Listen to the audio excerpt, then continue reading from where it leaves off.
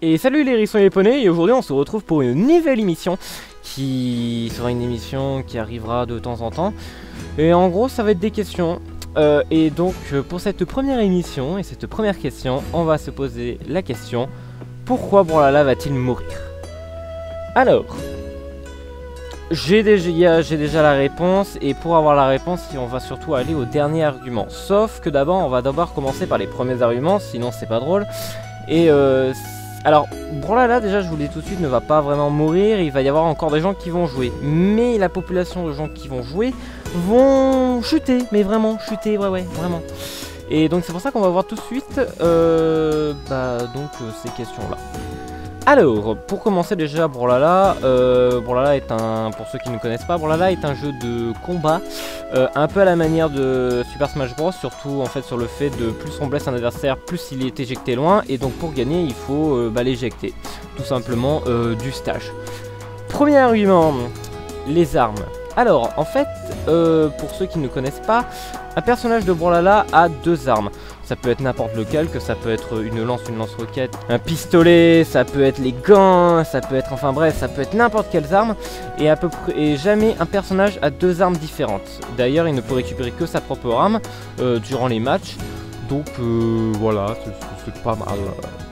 Mais là où je veux en venir, en fait, c'est parce qu'en fait, il y a deux types d'armes.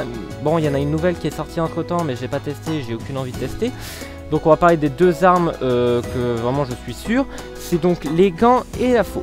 En fait, quand le jeu est sorti, on pouvait faire que des trucs classiques. Ça veut dire avec l'épée, donner des petits coups, machin, on pouvait faire quelques combos sympathiques. Avec les gants et la faux, en fait, le jeu devient totalement un peu what the fuck. En fait, les gants et les faux sont les deux armes les plus complètes vraiment du jeu. Bon, je sais toujours pas pour l'autre, la dernière, la Lord Balacon, mais on s'en fout, hein. Et en fait ces deux armes sont beaucoup plus complexes, et en fait nous permet de faire des combos où le personnage ne peut pas réagir. En gros, avec les gants, c'est une grosse arme de mêlée où on peut prendre, tirer et tout, et qui a des trucs qui sont dégueulasses du jeu, mais bon, ça c'est le jeu. Et la fausse c'est à peu près la même chose, mais sauf que la fausse c'est du grab, et c'est pas vraiment trop du mêlée, parce qu'en fait on peut quand même attaquer de loin, mais c'est une arme très précise. Donc la faux en fait ça va, parce qu'il faut être extrêmement précis. Les gants, c'est un peu du n'importe quoi, ouais, parce qu'en fait quand tu dois toucher une personne, tu dois le toucher du mêlée, mais en fait tu te fais défoncer au fur et à mesure. Et donc en fait tu te rends plus vite compte qu'en fait il faut prendre un personnage que tout le monde joue, donc tout de suite apprendre de jouer les gants ou les faux pour être vraiment assez fort, sinon tu vas quand même te faire défoncer par des mecs qui sont hyper puissants. Mais ça c'est un argument rageux, donc en fait on va passer à un autre argument parce qu'il est un peu mauvais. Deuxième argument, les ranked. Alors en fait les ranked, il y a deux types de ranked, il y a les 1v1, les 2v2, bon ça c'est classique. Je vais pas parler du concept un peu des ranked avec où on peut monter de niveau machin tant qu'on bat des personnes, ça c'est très bien, et d'ailleurs je n'ai rien à redire à ça, je trouve ça hyper cool. À part des putains de noobs qui arrivent à être diamants alors que nous avec Flo on était tout le temps et on n'arrive pas à monter. Voilà, bref, ça marche très bien. Par contre, il y a juste un petit problème avec le ranked, c'est quand on tombe sur des mecs qui sont plus forts ou plus mauvais que nous. Alors, je veux bien comprendre un truc, je veux bien être d'accord sur un truc. Ok, je suis d'accord qu'il peut y avoir très peu de gens et que on tombe sur des merdes. Mais ne me dites pas quand même qu'on peut tomber sur des mecs putain de forts. Franchement, le ranked a des gros problèmes. Déjà, le gros problème à V1, c'est qu'on peut tomber sur des grosses merdes ou des mecs qui sont très mauvais ou très forts. Et ça par contre, ça par contre, on va dire que ça arrive, c'est comme sur CSGO, mais bon bref, ça c'est de la merde parce que ça arrive très souvent. Ranked 2v2, il y a un autre problème, et ce autre problème est un peu casse-couille. En fait, il y a deux élos.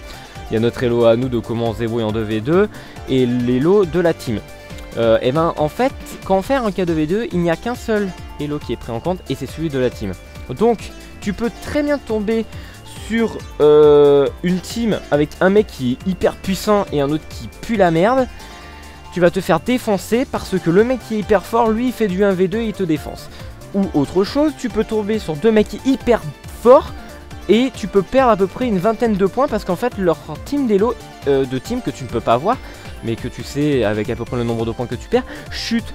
Pourquoi? Parce que les mecs en face ils ont à peu près 2000 d'élo, mais vu que c'est la première fois qu'ils jouent ensemble, qu'ils ont changé de pote ou même qu'ils ont fait un nouveau compte, ce qui arrive avec le premier truc que je vous ai dit là, et ben tu peux chuter juste parce que ces mecs là se sont dit tiens on va défoncer des merdes, enfin on va surtout monter notre elo de team hyper haut, mais bon ça fait un terme de nerf et donc on se fait défoncer. Donc le gros problème c'est l'elo de la team qui n'a toujours, qui encore aujourd'hui n'a toujours pas été corrigé. Voilà. Troisième argument, le manque de contenu. Alors ouais, je suis assez vague dans le manque de contenu parce qu'en fait le gros problème c'est au niveau des stages en fait. Mais pourquoi j'appelle pas stage? Et je vais en parler juste après en fait après mes stages. Donc oui, je veux parler de mes stages. Donc, il n'y a pas assez de stages. Que ça soit en 1v2, en 2v2 ou même en 3v3. D'ailleurs, je rappelle que le 3v3 ne sert à rien. Parce qu'il n'y a pas d'enquête 3v3 ou des matchs 3v3, c'est que sur d'autres modes de jeu. Il n'y a pas du tout assez de stages. Il y a vraiment un trop petit nombre de stages. Je comprends qu'un stage peut mettre du temps à arriver. Du temps. Un stage met du temps. LOL. Bon non, en vrai, en termes de graphisme, ça a l'air d'être assez bien travaillé. Mais le problème, c'est qu'en fait, on tombe sur des maps qui sont soit tout le temps les mêmes, soit qu'il y a eu un petit changement, voilà. Enfin bref, les maps sont souvent les mêmes, ou alors sont souvent très merdiques. Il y a une très petite map, alors qu'ils auraient pu mettre celle de base, ou alors enlever à la limite celle du milieu, mais non, ils ont voulu transformer ce stage de merde en mode vraiment mini. Je sais pas comment ils font, mais bref, dans tous les cas, il manque trop de stages. Ils rajoutent en fait, pour vous dire, les mises à jour, ils rajoutent beaucoup trop de contenu payant. Et d'ailleurs, c'est un autre argument à en venir, mais bah donc je le dis ici, trop de contenu payant. Il y en a beaucoup trop et c'est pour ça que je dis manque de contenu, parce qu'en fait, c'est surtout un manque de contenu gratuit. Je veux dire, les légendaires arrivent et les légendaires, allez, il y en a un nouveau tous les mois. Voilà, en stage, il y en a un tous les... Ah non, il y en a plusieurs, pardon, tous les 6 mois, je crois. Mais bon, plusieurs, ça veut dire 2-3. Enfin bref, c'est assez merdique. Et le seul truc qu'ils rajoutent, donc toutes les 2 semaines, parce que maintenant c'est des mises à jour tous les 2 semaines, ce sont souvent du contenu payant. Et ouais, parce que parfois on a des légendaires qui de nouveau tous les 2 mois. Je veux bien comprendre que ça galère de trouver autre chose, mais là quand même on en arrive où quand ils font une mise à jour, c'est corriger des bugs et rajouter du contenu payant. Vous voulez pas rajouter un peu de contenu gratuit? Je sais très bien que c'est un jeu free to play, mais on va peut-être un peu loin. Je veux dire, excusez-moi, mais moi, le jeu, quand j'y ai joué à ce jeu-là, et pourquoi j'ai donné un peu de l'argent au début, c'est parce que le jeu était gratuit. Et il était sorti dans une période où tous les jeux étaient que du pay to win. Quand maintenant on regarde mieux les jeux de type Battle Royale, il y a un petit Battle Pass, donc on peut jouer sans payer. On a même du contenu payant parce on gagne quelques monnaies. Non, là je suis désolé, il y a un peu du foutage de gueule. Bon là, à la limite qu'ils sortent ça, mais il y a franchement le jeu n'est que du contenu payant. Alors certes, ça ne change rien, ce ne sont que des trucs cosmétiques. Mais bon, un petit truc quand même comme ça peut faire plaisir quand même, parce que c'est un peu chiant quand même. Enfin voilà, ça c'est pour ceux qui ne peuvent pas mettre d'argent, parce que moi j'en ai mis, mais bon, voilà. Mais bon, à chaque fois une mise à jour, c'est des nouveaux contenus payants, c'est un peu casse-couille. Donc voilà, le problème de manque de contenu. Mais c'est surtout à cause des stages, voilà. Quatrième argument, les modes de jeu. En fait, les modes de jeu sur Brawlhalla, bah il y en a beaucoup. Alors vous allez me dire, bah pourquoi t'en parles en fait? Tout simplement parce qu'en fait ils ont beaucoup de modes de jeu. Ils ont donc le time attack normal, ils ont Levi normal. Et puis ils ont rajouté des modes de jeu qui sont bien. Donc on a le mode de jeu donc de boule de neige, de bombes, d'invisible, mais ça je crois que c'est que pendant les Brawl of the Week. On a le Brawl Ruby, d'emmener un ballon de rubis de l'autre côté. On a aussi où on peut prendre 3 personnages, où en gros une vie est un personnage, je sais plus le nom. On a aussi donc le Switchcraft, et ça donc en gros on prend pareil, c'est comme l'autre, c'est on prend 3 vies, on prend 3 personnages qui sont en gros nos vies, et on mélange totalement les armes avec nos légendaires. Et le dernier mode de jeu qui a été rajouté dernièrement, c'était avec Rayman, et donc c'est le truc de Rayman où il faut envoyer le ballon de l'autre côté. Alors c'est cool tous ces modes de jeu, mais en fait ils servent pourquoi? Non, parce qu'en fait je veux bien que ça soit toujours pour le Brawl of the Week, mais ils pourraient pas rajouter donc ça dans le ranked, parce que par exemple pour le rugby il faut des techniques bien particulières, il faut faire des passes bien précises, il faut bien gérer avec son teammate. Et pourquoi donc c'est pas en ranked? Je veux bien être d'accord de rajouter des modes de jeu comme ça pour avoir d'autres gameplay, mais si c'est pas rajouté dans le ranked, ça sert à quoi? Que voilà, l'argument c'est surtout qu'il y a beaucoup de modes de jeu qui n'ont pas de ranked, et que je trouve ça un peu con. Alors que surtout c'est qu'ils pourraient le faire. Et ouais, bah ouais, il y a beaucoup trop de modes de jeu mais qui ne sont utilisables que entre potes. C'est un peu dommage, je pense que en rajoutant Ranked ou alors des parties rapides sur suivre ces modes de jeu pourrait être mieux que de bon bah faut trouver des mecs qui veulent bien nous accepter dans notre salle privée. C'est un peu nul. Voilà.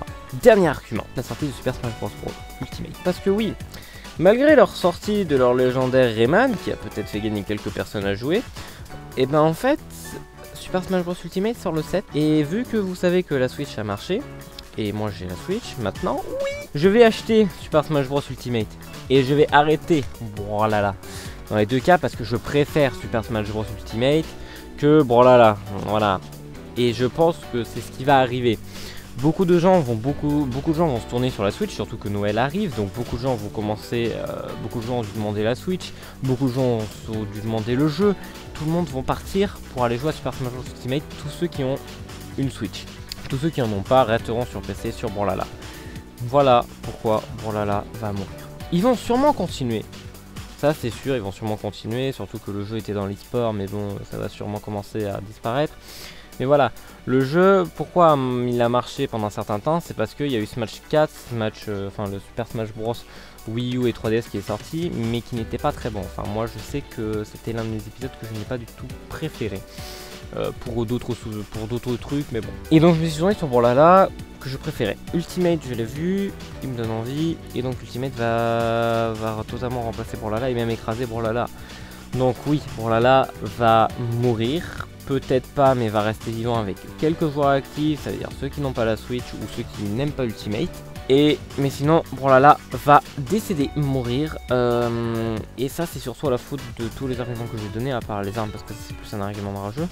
Mais oui, c'est surtout l'un des avant-derniers gros arguments, c'est les manques de contenu. Et c'est surtout à cause de ça que je dis que Brawlhalla va mourir et que moi j'ai commencé à arrêter, et même où j'ai fait des pauses avec Flo beaucoup plus sur Brawlhalla parce qu'il manque beaucoup trop de contenu. Brawlhalla maintenant va mourir, ils n'ont plus du tout aucun moyen de remonter, à part si vraiment Ultimate est finalement un épisode mauvais, mais je pense quand même pas, hein. Donc à mon avis Brawlhalla va devoir trouver un moyen d'essayer de redonner envie aux gens de retourner, mais je pense que c'est un peu mort pour eux. Et voilà, c'était la nouvelle émission donc de questions. Je sais pas trop comment l'appeler, mais je pense que ça va surtout être comme ça. Et il y aura d'autres questions, donc vous pouvez quand même en écrire dans les commentaires, mais ce sont plus des questions que moi je me pose. Vous pouvez quand même en poser dans les commentaires, je pourrai en sélectionner si évidemment les questions me parlent. Sinon ça restera sur mes questions à moi. Voilà. Ça sera, j'essaierai souvent dans les émissions de donner des réponses comme j'ai fait là, mais là j'ai une question qui me revient en tête et j'ai pas du tout d'arguments, ce sont plus des théories. Donc on verra comment je me démerderai, mais je vais essayer la plupart des émissions de trouver une réponse. Voilà, sinon je vous la dirai au début si j'ai pas de réponse, ce sont des théories. Voilà, merci tout le monde. Ces émissions arriveront quand j'ai envie. Là franchement il n'y a pas du tout de planning, c'est surtout je l'ai surtout sorti parce que je voulais absolument te parler de Brawlhalla qui va mourir, et c'est tout. Voilà, merci tout le monde, et à la prochaine, et bon amusement, pas sur Brawlhalla, mais sur Super Smash Bros Ultimate, et une bonne mort pour Brawlhalla.